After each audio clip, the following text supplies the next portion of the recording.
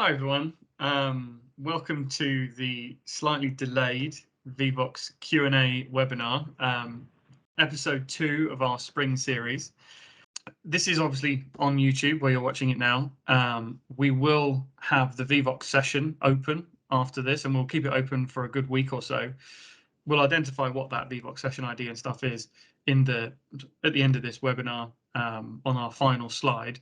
But yeah, once it's live, please do go in and send in your questions, your thoughts, your ideas, anything you want to talk about based on the content for today, because we will then have a second recording answering those questions, and also we will send a Chili's bottle to the best question and also the best idea. So we're going to change things up, and we're going to identify our Q&A board this time so that we can then send you out. We know who sent in that best question, so we can send you out those goodies. So without further ado, let's crack on with the webinar. So just to remind you who we are, my name's Lewis Terry. I'm Senior Customer Success Manager here at VVox, along with Charlie, who's also a Senior CSM now. And we have Lewis, who is our new Customer Success Manager, moving up in the world within VVox as well, which is awesome. You recognise those guys from the last webinar. I was not available for the last one because I wasn't very well because of COVID, but here we are on the webinar again. And Enya, who was on the last one, sends her love. She is currently on a boat in Greece, apparently doing some crochet, but I'm sure she would rather be on this webinar. But anyway. We've set her free. So just to go through our agenda, what we want to cover. First of all, we want to talk about why we're going to use VVox, or sorry, why use Q&A, why it's important, why we think it's kind of fundamental to the sessions that you run, and it is one of the most important parts of any kind of team meeting. And then we're going to look at ways that you can use the VVox Q&A board to banish those Q&A butterflies, become more confident, and create effective, controlled Q&A sessions. We've got the audience questions there on our agenda, but we're going to leave that to you after this session has already finished. So the three of us and Enya spent some time thinking about why we should use Q&A. Why is it important? And the number one thing is that, everybody has that equal say on our Q&A platform because it's anonymous. It doesn't matter who you are, what role you have within the business, whether you're a director or an intern, you have the same voice within the company. And for those of you that don't know, that's where the VVox name actually came from. So the VE stands for value every, and the voice means vox in Latin. So actually VVox is value every voice, and that's kind of the whole point of our platform. By having that anonymous open platform and open engagement, it creates a sort of a more interesting conversation. It can spur discussion. You can sort of uncover lots of new things about your audience and new ways. But most importantly, what you'll see here is also really easy to manage so that you as a host can feel on top of everything and how things are going. And then that last part, which is also extremely important, is VVox is not just Q&A. It's not just that simple, send in your questions to us and we'll answer them. There's so many other things that you can do. And hopefully we'll cover quite a lot of those as we go through this session. So on our last webinar, we had our case study, which was all about Bob Freeman, who's the MD at a tech company. And I'll let Charlie sort of go through our case study because it was what was presented at that last webinar. Cool. Thank you, Lewis. Yeah. Bob, yeah, we can all resonate with Bob in some way from our kind of experiences in our careers. But essentially, Bob is an MD at a leading technology company. In 2 weeks' time, he'll be hosting the FY22 company kickoff. And as part of that kickoff meeting, the heads of marketing, sales and product have been asked to share a short presentation to update employees on team highlights for the previous financial year, team objectives for the coming year and upcoming plans and strategies. Now, last quarter, it was also announced that the technology company would be merging with a professional services outfit. And Bob is conscious that it's a time of big change for those employees. So he wants to ensure that everybody's clear on how the merger will pan out. Awesome. Thanks, Charlie. So hopefully through this session, we'll be able to relate a lot of our ideas and things that we can sort of give this advice to Bob so that he can take some of these away and use it in his webinar, or sorry, his meeting in a few weeks' time. So as we said, We know why Vevox Q&A is important, but we want to make sure that we banish those Q&A butterflies and become more confident and create effective, controlled Q&A sessions. So how do we do that? You know, one thing here would be to open your Q&A board before a session. Charlie, you spoke about this a little bit in your previous webinar. Why don't you talk us through it? Yeah, absolutely. So in our last session, we talked a lot about kind of things to do pre-event, and as part of that, we talked about how Q&A can be utilised before the live session itself. So Q&A doesn't need to be limited to the live meeting itself. There's some really great opportunities to use it pre-event to make your live session more efficient and productive. By allowing your attendees to shape the agenda for your live session and contribute to that, you can utilise the time more effectively when you've gathered all of your workforce and your teams together. So on that tentative agenda, share a nice tentative agenda, some objectives for the session, and open up the Q&A board and give everybody that opportunity to contribute. And it can help you with those things that you might have missed off potentially. In doing that as well, encourage your attendees to like some of those suggestions. It will enable you to prioritise what those burning hot topics are and where you kind of need to focus your content for your session. Being able to get those burning topics out ahead of the live session as well allows those presenters to be fully prepared in terms of what's coming, so they've got kind of nice succinct responses ready to share. One thing I also really liked for Bob was sharing highlights. So that was a big part of the kind of session objectives. And for a manager, like there can be many, highlights across the year. But I think it's important to really get individuals to share their highlights and really empower them and give them that opportunity to, share their achievements from the year. So like Lewis said, having an asynchronous kind of ideas board for the Q&A. One final thing just to kind of speak about is our new labelling feature. So we now have built-in labels in the Q&A board, so you can assign labels to each of those questions. It could be, you might label them for the presenters, so marketing, product, sales. You could label them around particular topic themes, or potentially for Bob, he could highlight all of those kind of questions and concerns so he can have a really focused session just to reassure everybody. So yeah, lots of different ways you can kind of use it pre-event. What are you guys thinking? I was just thinking about what you're saying about the labels. Before the session, if you're opening the Q&A board and inviting those questions or concerns in, by assigning those questions the labels, so i.e. that's a question for sales, that's a question of marketing, that's a question about the merger, it allows you as a host to send those questions out to the right people. They can formulate their answers, and it just creates a little bit more of organization before the session, so you feel a little bit more prepped and ready, which I really like. Nice, yeah, and it gets the excitement going, doesn't it? Gets people excited, having stuff open beforehand. And we spoke about it a lot in the first webinar session that we done, the previous one to this. So I'm sure we'll have a link on this channel here, so you guys can check that out if you haven't already. But just builds that excitement and gets everyone really in the mood and ready for the meeting itself. Yeah, definitely. That leads nicely on to the setting expectations with an audience. Again, it's something that I think Charlie felt quite confident about based on the previous webinar that she did, and talk us through a bit about sort of what that means to set expectations with your audience. Yeah, so right at the start of your session, we talk about kind of energising the room and having an icebreaker polling question, which Lewis will talk about in more detail in his session. But also in particular for the Q&A board, you want to set expectations and set some ground rules for how the kind of Q&A board will run during the session. So explain the reasons why you're bringing Q&A into the session. So as manager, we want to ensure that you're clear on what's taking place over the business over the coming months. So we really want to hear your questions and be able to kind of respond to anything you're concerned about.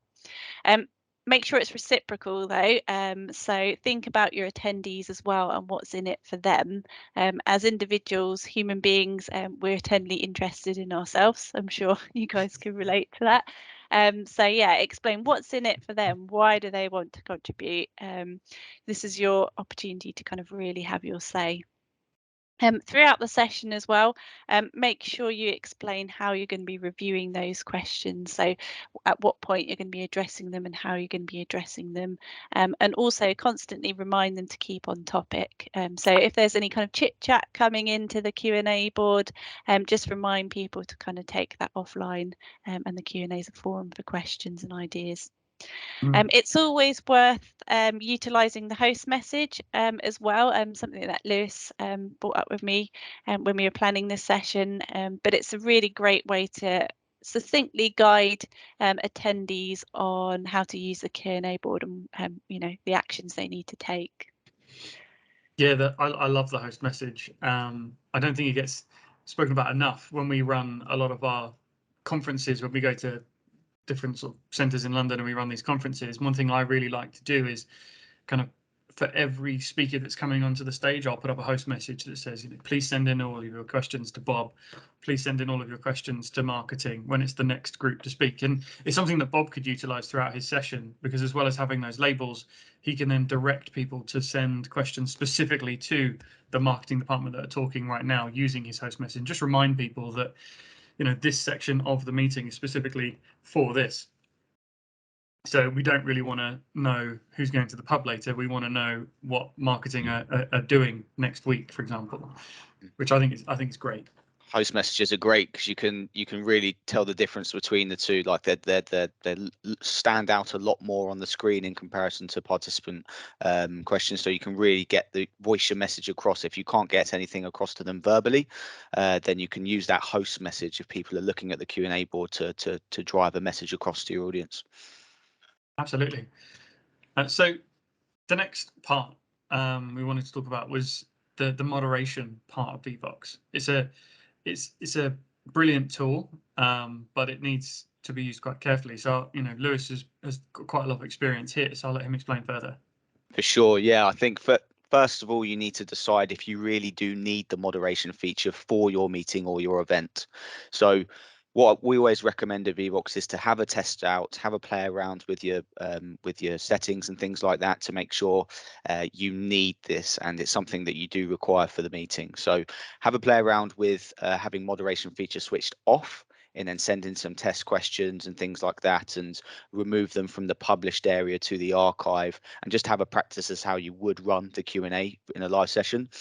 If the moderation feature is something that you potentially might need, so for better organization, hiding those messages before they go live to the audience, then you'd want to switch that on and then have a practice and collaborate with one of your colleagues so they have the control of that moderation feature as well. And just a quick tip as well, they don't need to be within that account. You can share a moderation link with anyone that's just helping you out on the day. They could be, you know, just an event organizer or someone who's just helping you out specifically for that Q&A. A simple link that you share with them, and they're able to help you out there. One final thing as well with the setting expectations, which Charlie spoke about on the previous slide, is if you do have the moderation feature switched on, make sure you are verbally communicating that across to your audience, that why you have the moderation on, and also a host message if you wanted to put something like that in there, because if people are sending in those messages and you have moderation switched on, you haven't told them why you're doing it, or they don't even know that it is on, they'll send those messages through, they'll see that nothing's appearing on the Q&A board, and they might think that their technology is broken or it's not working or they're not connected properly. So really setting those expectations from the start or pre-meeting as to why this is being used is quite a key point. I think it's also important for that setting expectations, because it can quite easily feel like if you're almost being censored as a person that's participating in the session if moderation is on and you don't know why. It can come across quite negative to the audience member, and you might end up with less questions. So by being kind of open and saying, you know, we're going to moderate for this reason, it means that shouldn't be a problem. You should be able to still have that open and honest conversation. You're just moderating it because you need to publish questions at a certain time or something like that. There is preference as well, sorry, Lewis, with how people display those questions. I've seen it in the past. Some customers want the questions to be to come in, but they don't want them to be publicly viewed by the audience. They just want that presenter to see that question, and that's where you'd use the review tab. You can see it on the screen now with the GIF that I made. You've got the 4 tabs: needs review, and then there's that review tab, and you can send the presenter a read-only view of just those questions, so only them and only them can see those questions, and they're not available for public view. So it could just be preference. It's not a case of monitoring or censoring people. Absolutely. What's the expression? With great power comes great responsibility. You could just got to use it wisely. Spider-Man, love it. Yeah, definitely. Comic nerds. I mentioned it very briefly a second ago. The other part about this sort of moderation piece is potentially you might want to set times to look at Q&A. So Q&A, a bit like kind of anything that you bring into a meeting, if not looked after properly or handled correctly, it can become a distraction. If you imagine that you've got 300 people in a room, they're all sending in questions. That could be loads of questions that you've got to manage. And some people might be more interested in what questions are coming through on their phone than what's actually being said in the presentation. So by having moderation turned on and setting specific time aside to look at Q&A, what you can do is take a group of questions, and depending on the length of time you've put aside for Q&A and what the way that you're doing it, you might want 3 or 4, you might want 10, 20 questions, but take a group of questions, move them to the reviewed folder, and then at the right moment, you can then publish them to the Q&A board. When you move them to the reviewed folder, you could also then assign them labels. So Bob could do this. He could take those questions in, put them into the reviewed folder, assign the right labels, and at the right time, bring the questions up, and then show questions specifically for marketing, specifically for sales, specifically for senior management, specifically about the merger. But it just gives them more control over the session. And what you're making sure is that your audience member is paying attention to the content that's being shared on the screen rather than the questions that are coming in on the phones. Charlie, you mentioned the other day that you quite like this, but it was a bit different to that. Do you want to explain? Yeah, so I quite like it when you have a Q&A, when during your session you kind of talk around a particular topic or subject, and then you kind of intersperse the Q&A, but just in short, sharp blasts. So just having 2 or 3 relevant questions around that topic, get those burning kind of questions addressed, and then moving on to another kind of content or topic. And that really can be helpful in kind of bringing everybody's attention back, and before you kind of step into that next topic. So yeah, I think that's really powerful, only having a few questions on screen at any one time. So on the Vevox present view, if you are presenting that, having 20-30 questions published on that screen at one time, it could be quite overwhelming for the presenter, the moderator, and the audience as well. Loads and loads of content to scroll through. But if you're only pushing them through in segments, 2, 3, maybe 5 on the screen at a time, it does keep that Q&A focused and relevant for what people are talking about, really. I don't know about you guys, but yeah, about 5 questions on the screen at a time. I think that's right when you're doing it kind of about a smaller topic, but when you're spending a bit more time just to focus on Q&A, like 10-15 minutes, what you can actually do is publish lots of questions. And one of the best things about Q&A is being able to upvote everybody else's questions, right? It's be able to see what's most important. So you run the risk of not having that as a function, but actually if you're presenting a big group of questions, you can then sort of set, guys, you got a minute or two, go and like your most favorite questions, and then we'll start reading through the most popular ones first. So you've still given your audience that agency for them to show you what is most important to them, but you're still managing that Q&A in a controlled method. So that would be, the 2 different ways really to kind of do this kind of setting times for Q&A. So, something else that's quite an interesting way of using Q&A is using the board as an ideas generator. I'll let Lewis explain this one because this will actually carry over into our next webinar as well. So take it away, Lewis. Yeah, for sure. I think being able to use the Q&A board not only for questions and answers. I know that's the title of it, and I know that's predominantly the main thing that people use the Q&A board for, but mix things up a little bit. You know, you can use it for other kind of things. So one of the examples I've got on here, and you can see the GIF on the screen, is an ideas generator. So you can be generating ideas from your audience on a particular topic, idea, subject. Get those ideas, let the audience populate that board, and then get them to upvote those questions and like the ideas that they feel are the best.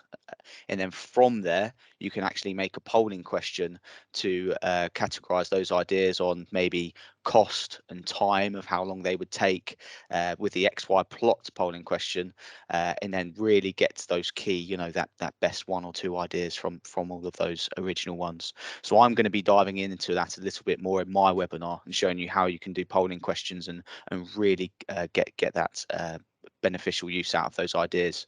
And again, there's so many different things that you can do with the Q&A board. I've seen one customer before in the past, they've used this as a recognition platform.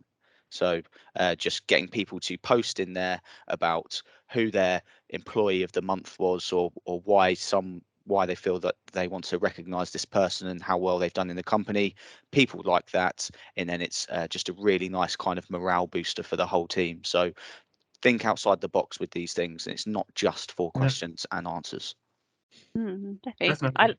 I love that kind of idea. I think in Vevox, was it last year, we did some kind of culture sessions, and the management team kind of pushed out, you know, what ideas do you have in terms of making Vevox an even better place to work for, kind of cultural ideas, and we all kind of blasted our ideas into the Q&A board and liked what people were sending, and the management could take those ideas and, like Lewis was saying, pop them into an XY question. So we were able to rate the kind of benefits, etc., of individual suggestions, and management were able to kind of focus on where those quick wins were in terms of making Vevox an even better place. So a really great way to kind of engage like staff in their workplace, and being able to kind of quickly make decisions on where to prioritize making it an even better place to work. So yeah, I mean, when we were talking about this, it reminded me of something that we did years ago before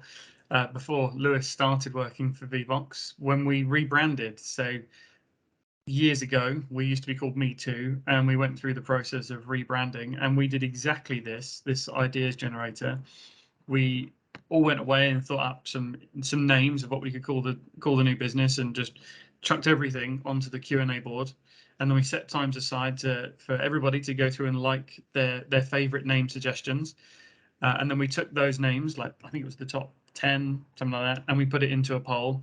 And then we got to the top 5 and we turned that into another poll. And eventually we came up with Vevox. And it was, I can't remember now who submitted the name Vevox, but it absolutely won out. And it was a brilliant use case for the tool. And actually, as a result, I think we all feel like we've got a bit more ownership of the name, because we all collectively came up with it. It's not like we went away to a PR firm or a marketing firm to create it for us. This was something that we, as a group, sort of created and decided that we were to go with. So yeah, it's a fantastic use case.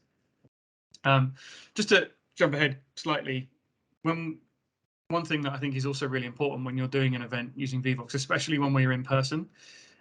I know we've done a lot of hybrid events over the last few years because of COVID, but we are seeing a shift to go back into meetings where you've got hybrid or physical events. And that's manage your Q&A using an iPad. Other tablets are available, of course, but use an iPad and put the Q&A on there. So I was going to do this yesterday. You can either, if you're the host, log into your account on the iPad, put it into Present View, and then you can manage Q&A from there. Or you can share specific views, as Lewis mentioned earlier. You can share reviews just to the reviewed questions and give that iPad to a particular person, or share it with particular filters like the labels. So let's say there were panelists in Bob's session. If this was physical, there might be a sort of head of marketing, head of sales, head of finance, all sitting on stage. They could each have a different iPad looking at questions filtered by their labels. So they're able to see those questions and prep for them rather than have to turn around and look at the screen. And it also means that you as the host, if you're wandering around with an iPad, it's far more personable because you're looking directly at the audience. You're not having to turn your back to them and read a question. You're just sort of conversing with them the whole time. And with some of the settings, you can even control the Q&A board from the iPad and hide messages once they've been answered and move things off the board. So it's a really flexible way of running that Q&A. Any thoughts on that, guys? Anything that you've seen at a conference before?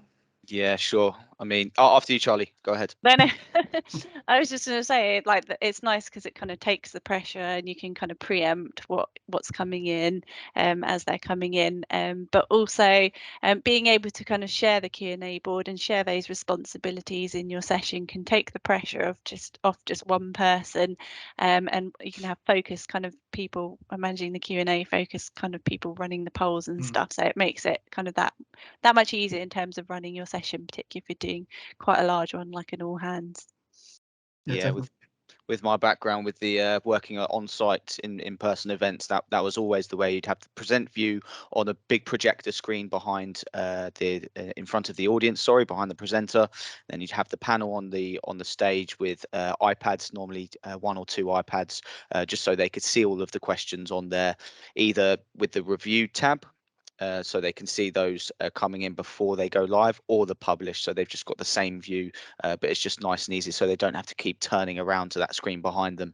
And something else that people don't realize as well is you can as you mentioned, Lewis, is the functionality in controlling polls, controlling the Q&A board from your iPad as a host, and you can do that on a tablet. You can do it on a phone. You test it out and see if you can do it. Some older mobiles it might not work, but you can log into your Vevox account on there, right? Some of the smaller old mobile phones, like your little iPad, it's probably not the best. I've done it on my phone before, but it's not the functionality doesn't look as good as if you'd have it on a computer or an iPad, but it's still functionable. So give it a test, guys, and see what you think.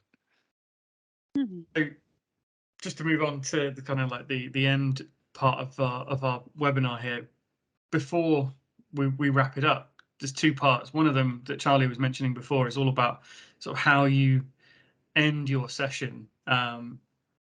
You can run a session with 100 people, 300 people, get loads and loads of questions in, and you know it's unrealistic to expect that you're ever going to answer all of those questions, but it's important to answer them all. And Charlie's got some great ideas of how you could do that. Yeah, just to reiterate what Lewis is saying, and there's something like I kind of feel myself, for employees to kind of really give their best and feel really engaged within their workplace, they kind of need to feel that their ideas and suggestions are valued and that they're being heard, so they can kind of understand where their roles fit in the overall business objectives. So like Lewis was saying, if you can't get to all of those questions, it is really important that you are addressing them in some way, shape or form. This is going to continue to kind of build that trust and that transparency with the workforce. So make sure you're kind of showing that you're kind of taking some action with those questions. So yeah, we totally understand if you're, particularly if you're doing an all hands, it can be hard to get to all of those questions. So some of the things we've seen our customers doing are that kind of post-meeting communication or newsletter in an email form, scheduling a follow-up meeting. So it might not need to be necessarily a long meeting, but giving everybody that kind of forum to be able to continue those questions if you really feel like you haven't kind of got to the crux of things. Creating an FAQ document or a kind of post Q&A response and sharing it out on your internal intranet pages or your chat pages or your Teams channel, etc. Something that Lewis also saw with one of his customers is being able to record a video of those responses, and I really quite like that, being able to kind of see a person and a face behind those responses. So yeah, nice ideas. I don't know if you guys can think of any others off the cuff. And the video is, we're going to put that into practice. We're going to do that with the questions that you guys send into this recording. We would have probably done the same if we didn't get through them all if we did a webinar, but sort of circumstances force our hand, and we're going to put that into practice. So we're going to give it a go.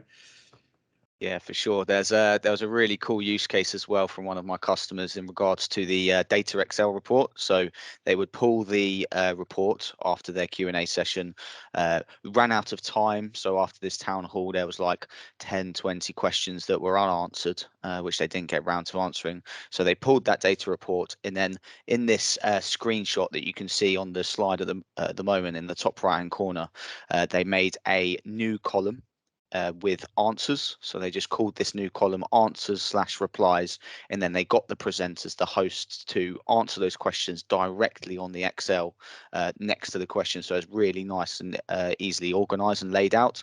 And then they just sent that out in the comms and email afterwards. So loads of different ways that you can do this. And I just thought that was a really cool use case because everything's all in one place, and it's just nice and easy for the audience to see those answers that didn't get addressed of all those questions. Yeah. That's brilliant, and that's definitely something that, you know, going back to our case study with Bob, he'll be able to do that. Set up a newsletter and respond to those questions. You know, here's the example that we've had for Bob on the right hand side. The answers to his questions have come through. His answers are in red. He's sending out that email, so he's making sure that he responds to all of those questions that weren't answered at the time. But just on that, in terms of responding to questions, Vevox isn't just an online platform. So again, we're kind of putting that into practice ourselves through Circumstance, where we want you to send in your questions in your own time, send in your ideas. Bob can do the same thing in between sessions that he's running. He might want to hear from his audience. And something that one of our customers is already using is it's called like an AMA or a drop-in clinic. Basically, they have a Vevox session that never ends. It's just a perpetual session, and any time of day, any day of the week, any one of those colleagues can go in and access that Vevox session, send in their thoughts, their questions, their problems, their successes, their struggles, whatever it might be. They can just send it in to this board. And then every couple of weeks, the senior managers looking after this board takes the questions out, formulates his answers to those questions if they need answering, and then sends out a newsletter addressing those concerns, answering those questions, you know, congratulating the people that have had those successes. And it's a really nice way to kind of show that those colleagues are valued and they are being looked after. But it's probably not utilized enough anywhere that uses Vevox about this sort of offline capacity. And something that Enya will touch on in her webinar at the sort of towards the end is sort of asynchronous learning or asynchronous sessions where you're, you know, what's it called? Self-paced quizzing, self-paced training. So we have our surveys and things that Enya will go through, but being able to use Vevox in that offline capacity is, you know, it's not just the Q&A board that can be used offline, it's the rest of the platform too. But that kind of wraps up our sort of ideas and conversations and things. So just to kind of talk you through the takeaways, the big ones really that we've spoken about are opening your Q&A board early, getting comfortable with the Q&A board, getting comfortable with those questions coming in, encouraging everybody to get involved before the session, trying different things, mixing it up, experimenting moderation, collaborating with colleagues, trying different things on the Q&A board. Always make sure you answer all of your questions. Try and end on a high note. Get those responses out, regardless of whether that's afterwards or at the end of a session. And remember that it's not just an online tool. It can be used offline. It's great to get a sense of how colleagues are feeling between those sessions. That's my favorite one. I think that final, Vevox is not just for live in person in meetings and things like that. You can use it as an offline entity tool, and you know, really go to town with it. And as long as that session's open, you can get responses from your audience. Absolutely. So just to remind you guys, you know, barring any disasters, we will have our next webinar on the 1st of June at 3 o'clock UK time. That's all about live polling, thinking outside the box to maximize insights. And that's going to be hosted by Lewis. We'll all still be on the call, but he'll be the man sort of running the show. Indeed. And then I mentioned we've got our last webinar on the 7th of July, again at 3 o'clock. That'll be with Enya, who's going to talk about sort of best ways of wrapping up your session, interpreting your data and takeaways. So things like surveys and things. As always, don't worry if you can't make it to all the sessions. Register, you will get sent a recording. you would have got sent yesterday's recording had it gone ahead, but you're going to get this recording instead. Now you're on the YouTube channel watching this recording, do make sure you subscribe. Hit the notification bell. Promise you won't get spammed. We only upload content when we think it's relevant and important content. You're not going to get daily notifications that we've uploaded stuff, but we will upload good content. So it's important to hit the bell so that you don't miss out. Follow us on LinkedIn. The marketing team have got loads of good blogs and ideas and articles and things that they're sharing all the time. So LinkedIn's probably the best place to go to for those resources and those quick articles and stuff. But yeah, just do make sure you get involved on our social pages and follow the newsletter as well. Subscribe to that newsletter because you'll be kept up to date with all of the new releases that are happening in Vevox as well. And we've always got stuff coming down the pipeline. So just to reiterate, we are going to have the Vevox session open. It is open. It's probably going to be open until around about the sort of 13th of May, I think, which is next Friday. Might have it open a little bit longer just to see if we can get more questions, maybe middle of the next week. But do send them in. It will be identified. So pop your name in so that we know who sent in that question and we can get in touch with you.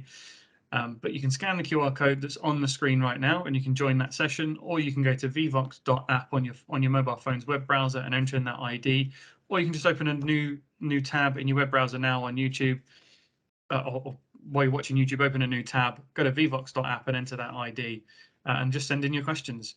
And as I say, we will then take all those questions in, do a recording of us answering those questions so that you can get those responses. And the best question will get a Chili's bottle. But all that remains left for me to say is, yes, one of those is showing off.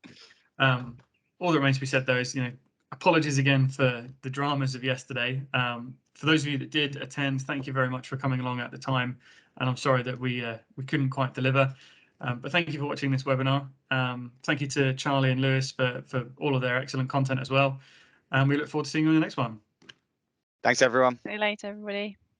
Bye-bye.